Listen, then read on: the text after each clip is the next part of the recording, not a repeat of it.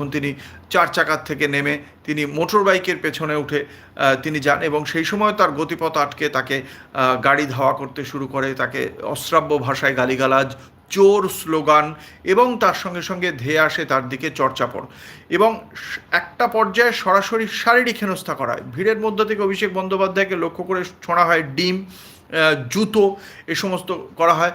তার পরনের শার্ট বোতাম ছিঁড়ে যায়, ভেঙে যায় তার চোখের চশমা। এই চরম উত্তেজনার পরিস্থিতির মধ্যে তাকে তারই সঙ্গে থাকা যারা ছিলেন তারা একটা ক্রিকেটের যে হেলমেট হয় সেই হেলমেট তাকে পরিয়ে দেওয়া হয়। সেই হেলমেট পরার পরেও কিন্তু তার ওপর আক্রমণ থামেনি এবং সেই আক্রমণের চিত্রটা আমরা দেখতেও পেয়েছিলাম যে যেভাবে তার ওপর হামলা হচ্ছিল।